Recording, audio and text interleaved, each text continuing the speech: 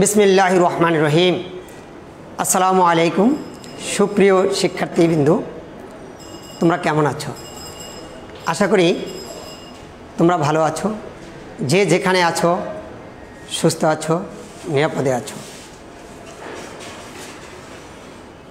এই মহামারী করোনাকালীন সংকটময় সময় অনলাইন শিক্ষা কার্যক্রম চালু রেখে আমাদের সম্মানিত অধ্যক্ষ মহোদয় জনাব মোশাররফ হোসেন মুন্সি মুকুল স্যার এই মহতি উদ্যোগ নিয়েছেন। স্যারের এই মহতি উদ্যোগের সত্যি প্রশংসনীয়। আমি স্যারের এই মহতি উদ্যোগের কৃতজ্ঞতা প্রকাশ করে ধন্যবাদ জানাই এবং শিফট ইনচার্জ বৃন্দদেরকে ধন্যবাদ জানাই, কৃতজ্ঞতা প্রকাশ করছি যে তিনি আমাকে এই ক্লাসটি নেওয়ার সুযোগ করে দিয়েছেন। আমি আরও ধন্যবাদ জানাই যারা এই অনলাইন কার্যক্রমের নেপথ্যে দিন রাত পরিশ্রম করে, অক্লান্ত পরিশ্রম করে অনলাইন পাঠদান করে যাচ্ছেন। সবাইকে ধন্যবাদ। নবম শ্রেণীর শিক্ষার্থী বন্ধুরা, আজ আমি তোমাদের সামনে হিসাব বিজ্ঞান বিষয়ের নিয়ে আলোচনা করব। তোমরা যারা এই মুহূর্তে আমার এই লাইভ ক্লাসটি দেখেছ, তোমাদের যে সকল বন্ধুরা ক্লাসটি দেখতে পাচ্ছে না তাদের উদ্দেশ্য করে ক্লাসটি শেয়ার করে দাও। তো তোমাদেরকে ধন্যবাদ জানিয়ে আজকের পাঠে সবাইকে স্বাগত জানিয়ে শুরু করছি। আমি মোহাম্মদ কামাল হোসেন, সহকারী শিক্ষক, ব্যবসায় শিক্ষা, Ahmed Bauni academy school and college.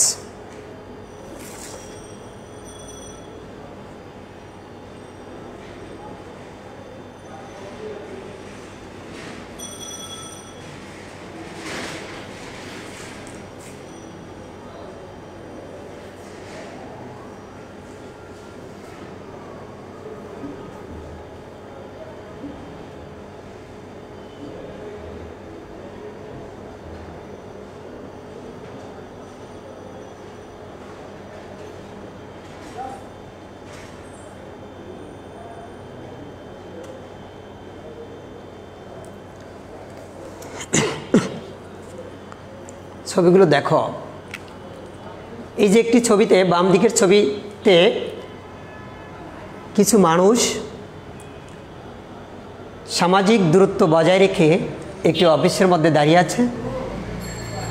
এখানে কি ঘটতে পারে তোমরা একটু লক্ষ্য করো। এবং ডান দিকের ছবিতে দুইটি গাড়ি সরাসরি সংঘর্ষ লেগেছে এবং অদূরে কিছু মানুষ দেখা যায় এবং একটি গাড়িতে অগ্নিসংযোগ হয়ে গেছে। এ থেকে তোমরা কি উপলব্ধি করতে পারো? অবশ্যই ছবি দেখে বুঝতে পেরেছ যে আজকে আমাদের পাঠ কী হতে পারে। আজ আমরা পড়ব লেনদেন।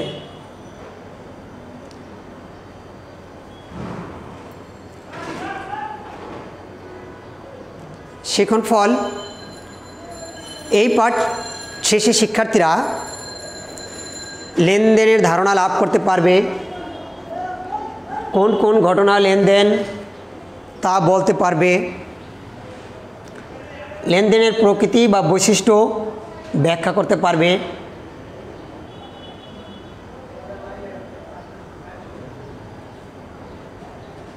মানুষ সুপ্রাচীন কাল থেকেই দৈনন্দিন জীবনে হিসাব ব্যবস্থার প্রয়োজনীয়তা অনুভব করে আসছে।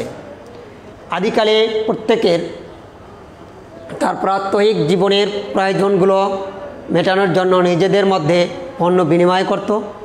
যে ঘটনাগুলো কোনো ব্যক্তি বা প্রতিষ্ঠানের আর্থিক অবস্থার পরিবর্তন করে, কেবল ওই ঘটনাগুলো থেকেই লেনদেনের জন্ম হয়। সুতরাং দেখা যাচ্ছে সকল ঘটনায় লেনদেন হবে না। ব্যবসায়ের প্রকৃত আর্থিক চিত্র পাওয়ার জন্য শুধু অর্থ সম্পর্কিত ঘটনাগুলোই ব্যবসায় প্রতিষ্ঠানের লেনদেন হিসাবে চিহ্নিত করা হবে। তাহলে আমরা সর্বপ্রথম যে দুটি ছবি দেখেছি, একটি ছবিতে একটি অফিসের মধ্যে কয়েকজন ব্যক্তি সামাজিক দূরত্ব বজায় রেখে তারা লেনদেন করছে, অর্থাৎ ব্যাংকে টাকা জমা দিচ্ছে এবং তুলছে। এটি একটি ঘটনা, এটি লেনদেন। এবং অপরদিকে ডান দিকে যে ছবিটি উপস্থিত ছিল সেটি একটি দুর্ঘটনা। এটি লেনদেন নয়।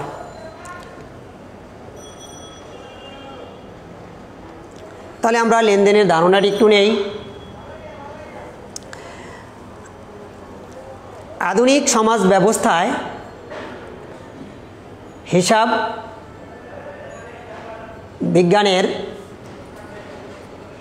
লেনদেনের ক্ষেত্রে লেনদেন শব্দটি অত্যন্ত গুরুত্বপূর্ণ। ব্যবসায় জগতে বিভিন্ন ধরনের ঘটনার উদ্ভব হয়, কিন্তু সকল ঘটনা লেনদেন হিসাবের বইতে লিপিবদ্ধ হবে না। অর্থের অঙ্কে পরিমাপযোগ্য, যা ব্যবসায়ের আর্থিক অবস্থার পরিবর্তন করে, সে সমস্ত ঘটনাই লেনদেন হিসাবের বইতে লিপিবদ্ধ হয়। যেমন আমরা একটা উদাহরণ দেই, যেমন কিছুদিন আগে আমাদের আরমাইটোলায় হাজি মুসা ম্যানশনে আগুন লেগেছে। মধ্যরাত্রে যে আগুন লেগেছে সেখানে একটি ঘটনা ঘটে গেছে, কিছু মানুষ আহত হয়েছে এবং ব্যবসায়ের পণ্য কেমিক্যাল আগুনে পুড়ে নষ্ট হয়েছে। এখানে দুই ধরনের ঘটনা ঘটে গেছে। একটি হলো মানুষ আটকা পড়ে আহত হয়েছে, আগুনে পড়েছে, এটি একটি ঘটনা, এটিকে আমরা লেনদেন বলবো না, এটি হিসাবের বইতে লেখা যায় না। অপরদিকে যে ব্যবসায়িক পণ্য কেমিক্যাল আগুনে পুড়ে নষ্ট হয়ে গিয়েছে, এটি অর্থের অঙ্কে পরিমাপ করা যায়। মূল্য ব্যবসায়িক পণ্য পুড়ে নষ্ট হয়ে গিয়েছে, এখানে ক্ষয়ক্ষতির পরিমাণ নির্ধারণ করা যায়, পরিমাপ করা যায়, সেহেতু এটি লেনদেন। তাহলে আমরা বুঝতে পেরেছি লেনদেনটা কি, কোনগুলো লেনদেন আর কোনগুলো লেনদেন না, এটা আমরা প্রাথমিক আলোচনা করেছি। লেনদেন শব্দটির আবিধানিক অর্থ হলো গ্রহণ ও প্রদান, অর্থাৎ দেওয়া ও নেওয়া। দুইটি পক্ষ এখানে লক্ষ্য করা যায়, একটি গ্রহণ করবে, অপর পক্ষ প্রদান করবে, অর্থাৎ এক পক্ষ দিবে আর এক পক্ষ নিবে, দেওয়া নেওয়া, আদান প্রদান, এটি লেনদেন। লেনদেন দুই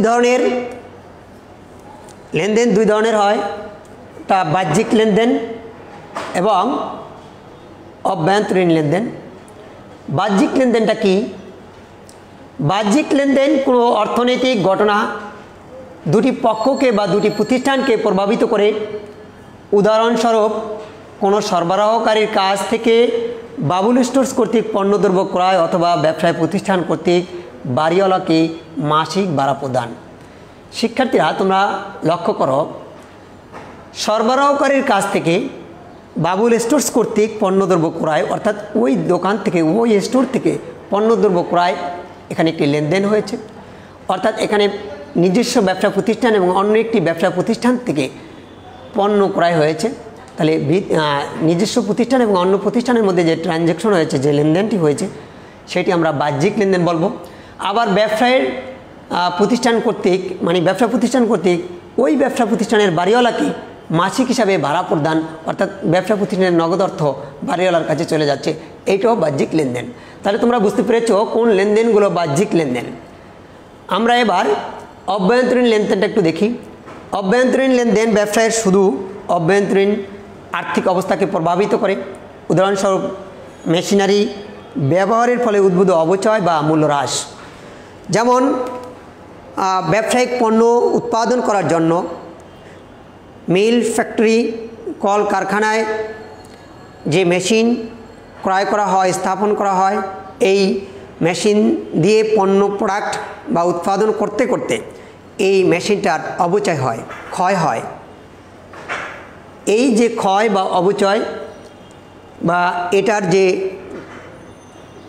প্রাথমিক যে মূল্য হ্রাস পেয়েছে, এই মূল্য হ্রাস, অবচয়, এটি হলো অভ্যন্তরীণ লেনদেন।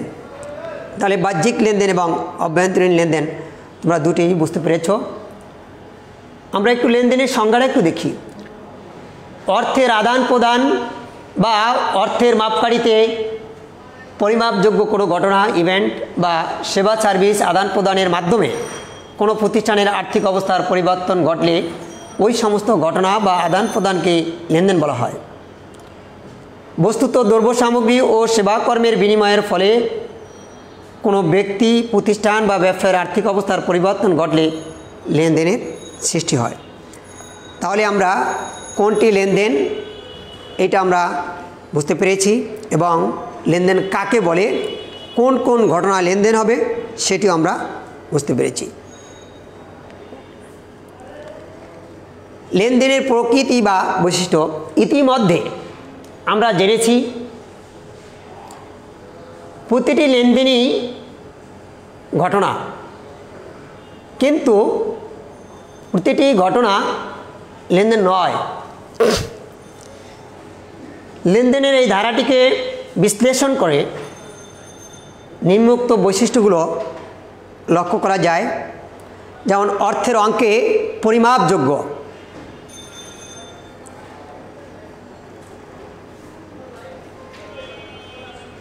অর্থের অঙ্কে পরিমাপযোগ্য এটি ব্যবসায় প্রতিষ্ঠানের লেনদেনের একটি উল্লেখযোগ্য বৈশিষ্ট্য। ঘটনা অবশ্যই অর্থের অঙ্কে পরিমাপযোগ্য হতে হবে।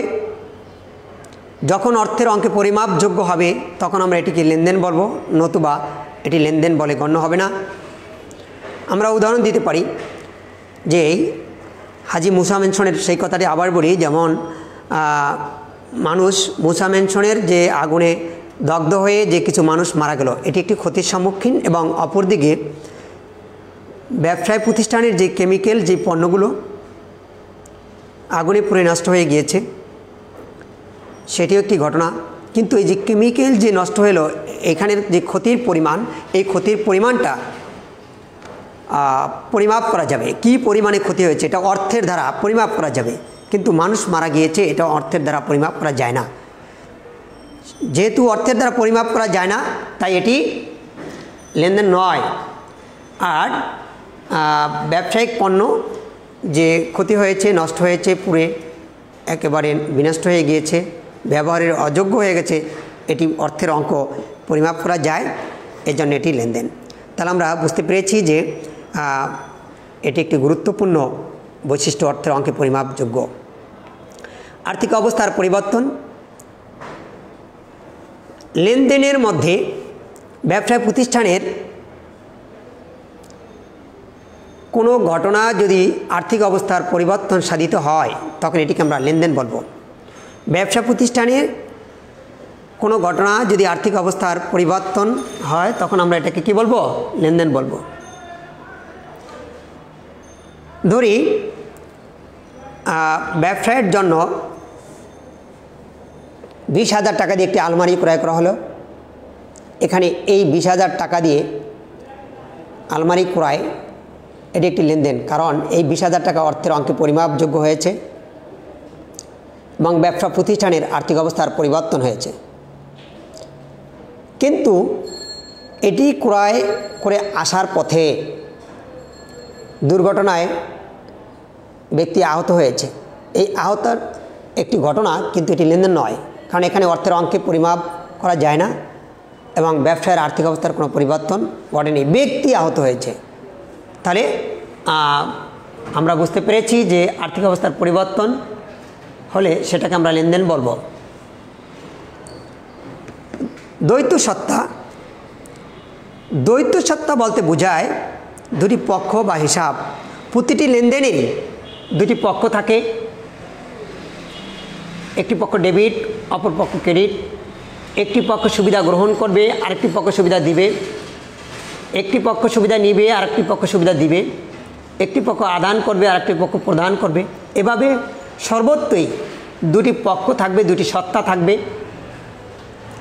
তখন আমরা এটাকে লেনদেন বলবো। যখন দুটি সত্তা, দুটি পক্ষ থাকবে তখন আমরা এটাকে লেনদেন বলবো।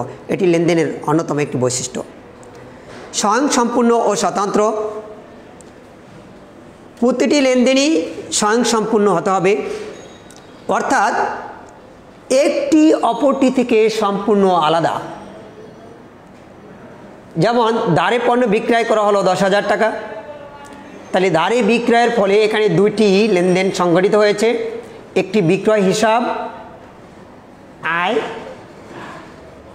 যেটা বকেয়া আয় হবে, আরেকটি দেনাদার, যেটা ব্যবসা প্রতিষ্ঠানের কাছে দেনা আছে, যাদের কাছে বিক্রি করা হয়েছে। তাহলে দেনাদার এবং বিক্রয় এখানে দুইটি আলাদা পক্ষ হয়েছে, দুইটি আলাদা হিসাব হয়েছে, তাই এরকম সম্পূর্ণ আলাদা হতে হবে। লেনদেনের আরেকটি বৈশিষ্ট্য দৃশ্যমানতা। লেনদেন দৃশ্যমানতা, দৃশ্যমান অদৃশ্যমান উভয় হতে পারে।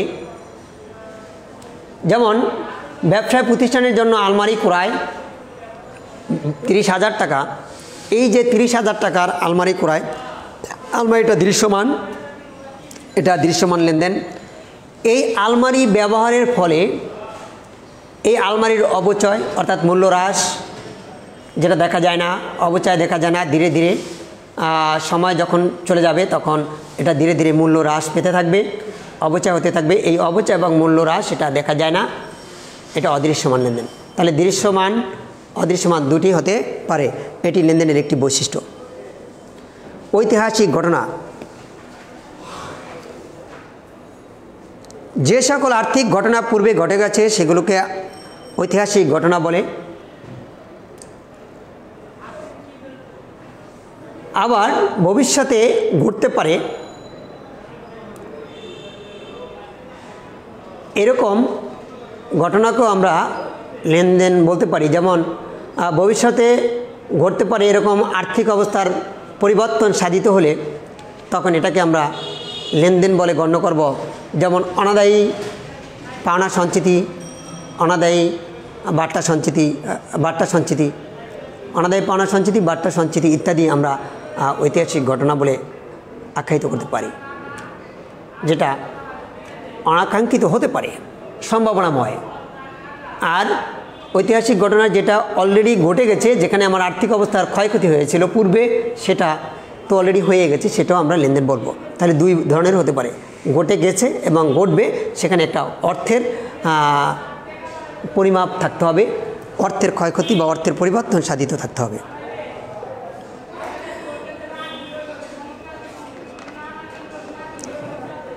হিসাব সমীকরণের প্রভাব বিস্তার। প্রতিটি লেনদেনই হিসাব সমীকরণকে প্রভাবিত করে। লেনদেনের ফলে হিসাব সমীকরণের বিভিন্ন উপাদানের পরিবর্তন সাধিত হয়। যেমন সম্পদ সমান দায় যোগ মালিকানা সত্ত্ব, এটি হিসাব সমীকরণ, এটি একটি হিসাব সমীকরণ। সুতরাং হিসাব সমীকরণের মাধ্যমে লেনদেনের সঠিকতা যাচাই করা যায়। হিসাব সমীকরণ, সম্পদ যদি একদিকে সম্পদ আর একদিকে দায় প্লাস মালিকানা সত্ত্ব, যদি সম্পদ বাড়ে তাহলে মালিকানা সত্ত্ব প্লাস দায় বাড়বে, সম্পদ কমে গেলে মালিকানা সত্ত্ব এবং দায় কমবে। তাহলে আমরা লেনদেনের প্রকৃতি বা বৈশিষ্ট্য সম্পর্কে অবগত হলাম, আশা করি তোমরা বুঝতে পেরেছ। এবার আমরা লেনদেন চিহ্নিত করব, কোন কোন ঘটনা লেনদেন এবং কোন কোন ঘটনা লেনদেন নয়, তা নিচে কয়েকটি উদাহরণের সাহায্যে আমরা দেখব। সোহেল এন্টারপ্রাইজের 2017 সালের জানুয়ারি মাসে নিম্নলিখিত ঘটনাগুলো সংঘটিত হয়েছে। 1, 50,000 টাকা মূলধন নিয়ে ব্যবসায় আরম্ভ করা হলো। 2, নগদে 50,000 টাকার পণ্য ক্রয়। একজন পাওনাদারকে 10,000 টাকা পরিশোধ। 4, 8,000 টাকার পণ্য ক্রয়ের ফরমায়েশ প্রদান। বিজ্ঞাপন বাবদ 2,000 টাকা প্রদান। নম্বর 6, জনাব মামুনকে মাসিক 7,000 টাকা বেতনে ব্যবসায় ম্যানেজার নিয়োগ।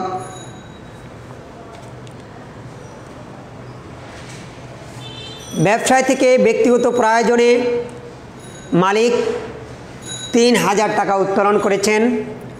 মালিকের ব্যক্তিগত অর্থ 500 টাকা চুরি হয়েছে। হাশেম ব্রাদার্স সাথে প্রতি মাসে 10,000 টাকার পণ্য ক্রয়ের জন্য চুক্তি সম্পাদন। নাম্বার 10, 10,000 টাকা মূল্যের পণ্য হানিফ ট্রেডার্সের নিকট ধারে বিক্রয়। এটা আমরা দেখলাম যে কতগুলো ঘটনা, এখানে কতগুলো ঘটনা ঘটে গেছে, সেই ঘটনাগুলো কোন কোন ঘটনায় লেনদেন আমরা এটা এখন চিহ্নিত করব। 50,000 টাকা মূলধন নিয়ে ব্যবসায় আরম্ভ করা হলো। এসব ঘটনা লেনদেন কিনা তা কারণ সহ ব্যাখ্যা করা হলো। আমরা একটু ছক আঁকি, ছকটা তোমরা খুব মনোযোগ সহকারে দেখো। নং, লেনদেন কিনা কারণ সহ ব্যাখ্যা আমরা দেখব। 1 নং, এটি লেনদেন। কিভাবে লেনদেন আমরা একটু ব্যাখ্যাটা দেখি। নগদ অর্থ প্রতিষ্ঠানের মূলধন স্বরূপ আনয়ন করায় প্রতিষ্ঠানের আর্থিক অবস্থার পরিবর্তন হয়েছে এবং উক্ত লেনদেনের দুটি পক্ষ, একটি পক্ষ মালিকের মূলধন এবং অপর পক্ষ প্রতিষ্ঠানের নগদ অর্থ টাকা। অর্থাৎ এখানে 50,000 টাকা মূলধন ব্যবসায় আসছে, এটা ব্যবসায়ের পরিবর্তন হয়েছে, মূলধন হিসাবে ব্যবসায় মূলধন বেড়ে গেছে। আরেকটা মালিকানা সত্ত্ব, মালিকের একটা অধিকার বা সত্ত্ব থাকে ব্যবসা প্রতিষ্ঠানে, সেটি বৃদ্ধি পেয়েছে, মালিকানা সত্ত্ব বৃদ্ধি পেয়েছে, আর ব্যবসায় নগদ অর্থ বৃদ্ধি পেয়েছে। এখানে দুইটি পক্ষ বৃদ্ধি পেয়েছে, তাহলে এটিকে আমরা লেনদেন বলবো। নাম্বার 2, নগদে 15,000 টাকার পণ্য ক্রয়। আমরা দেখব এটাও লেনদেন। 15,000 টাকার পণ্য ক্রয়, পণ্য মূল্য অর্থের মাপকাঠিতে পরিমাপযোগ্য। পণ্য ক্রয়ের মাধ্যমে প্রতিষ্ঠানের খরচ বৃদ্ধি পেয়েছে, নগদ অর্থ প্রদানের ফলে নগদ অর্থ হ্রাস পেয়েছে। নাম্বার 3, একজন পাওনাদারকে 10,000 টাকা পরিশোধ, এটি লেনদেন। পাওনাদারকে পরিশোধের ফলে ব্যবসায়ের দায় ও নগদ অর্থ উভয়ই হ্রাস পেয়েছে, ফলে আর্থিক অবস্থার পরিবর্তন হয়েছে। পাওনাদারকে পরিশোধের ফলে নগদ অর্থ যেভাবে কমেছে, সমপরিমাণ দায় পাওনাদার হিসাবেও হ্রাস পেয়েছে, তাই এটিকে আমরা লেনদেন বলবো।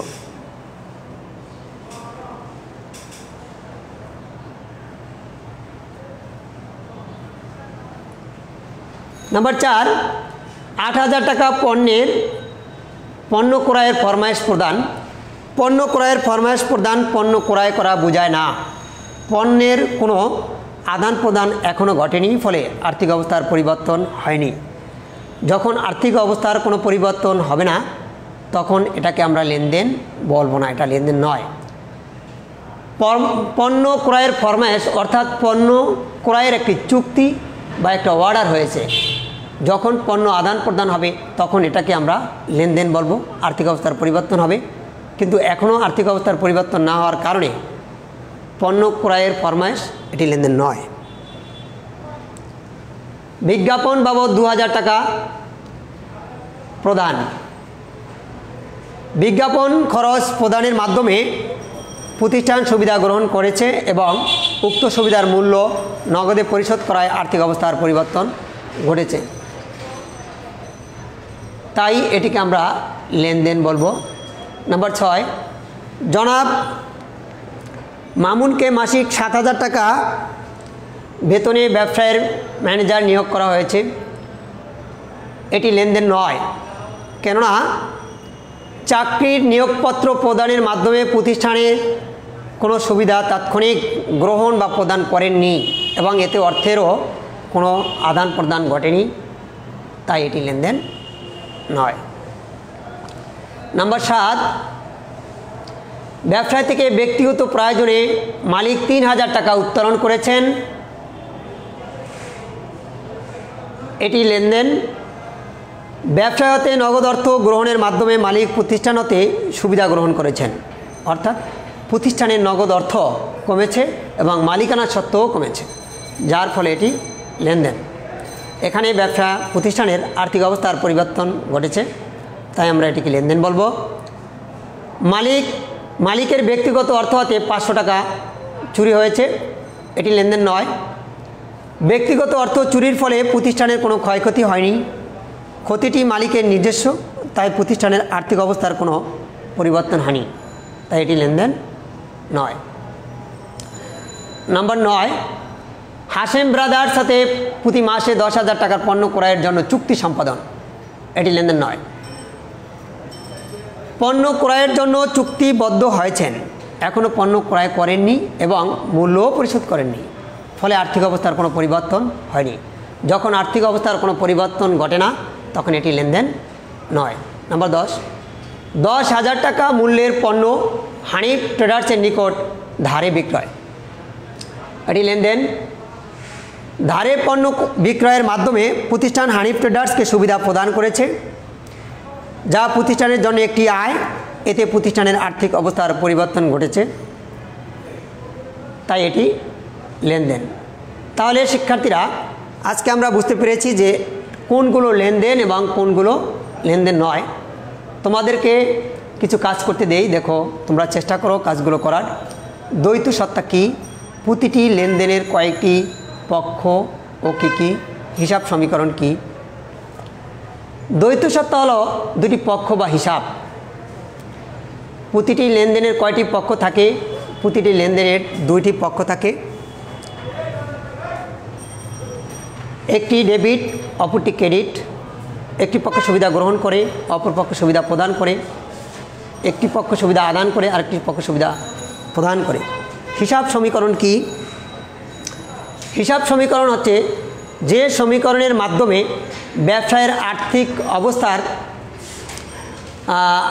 আর্থিক অবস্থার উপাদানসমূহের বা সম্পত্তি, দায় বা মালিকানা সত্ত্বের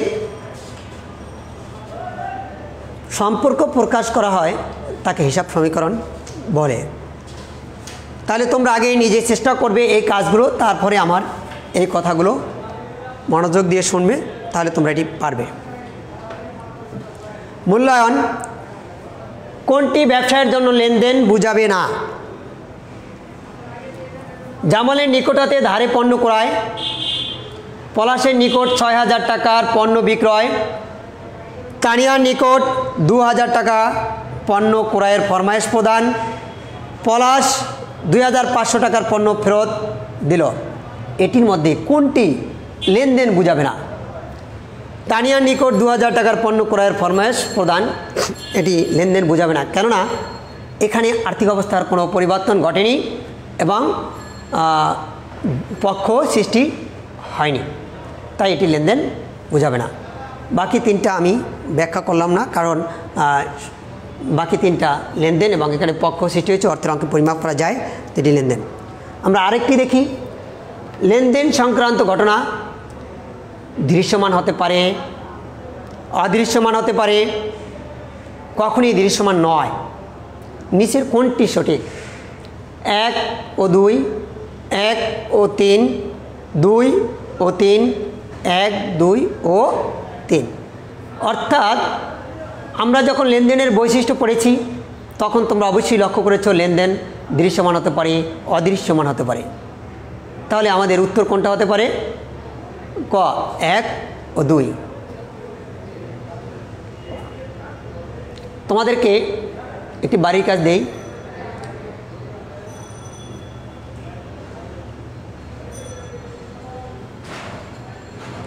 তোমরা এই অঙ্কটি নিজেরা করার চেষ্টা করবে।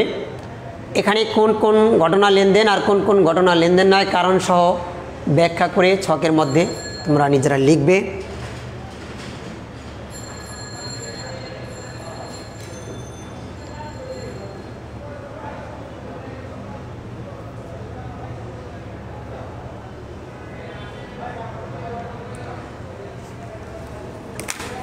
ধন্যবাদ শিক্ষার্থী বন্ধুরা, তোমাদেরকে যারা সময় দিয়ে ক্লাসটি দেখেছো তোমাদেরকে আরেকবার ধন্যবাদ, এবং তোমাদের বন্ধুদেরকে এই ক্লাসটি শেয়ার করে দিবে যাতে করে তারা দেখতে পারে। আমাদের আহমেদ বাওয়ানি একাডেমি অনলাইন ক্লাসে তোমরা নিয়মিত যোগদান করবে এবং সকল শিক্ষকের ক্লাসগুলো তোমরা দেখবে, এবং Ahmed Bawani academy school and কলেজের ইউটিউব চ্যানেলটি তোমরা ভিজিট করবে, সেখানে দেখবে সেখানে ধারাবাহিকভাবে ক্লাস আপলোড করা আছে। তোমরা সেগুলো দেখবে এবং তোমাদের পড়ালেখা কন্টিনিউয়াসলি করবে। তোমাদেরকে ধন্যবাদ জানিয়ে আমি শেষ করছি। আল্লাহ হাফেজ।